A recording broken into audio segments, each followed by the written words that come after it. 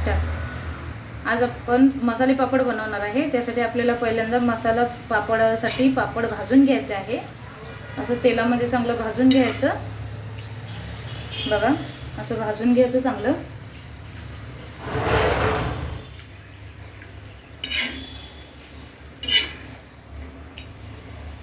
मस्तपैकी भाजून घ्यायचं आहे.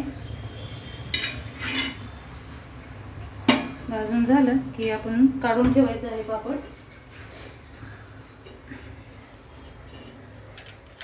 हे पापड आपण काढून ठेवलेलं आहे.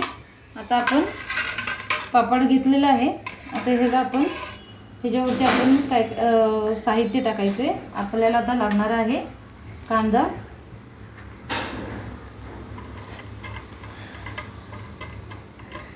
आता कांदा टाकायचा आहे.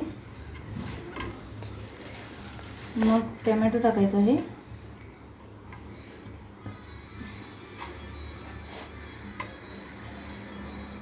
असं टोमॅटो टाकायचा आहे आणि थोडासा चाट मसाला टाकायचा आहे.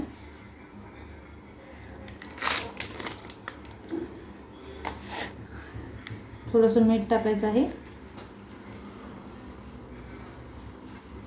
आणि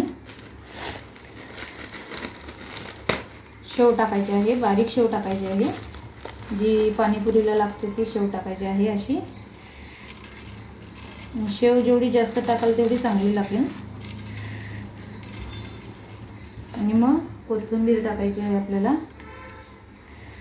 बघा, अशी कोथिंबीर टाकायची आहे. टाकून घ्यायची आणि कोथिंबीर टाकून झाल्यावर आपल्याला लिंबू टाकायचा आहे.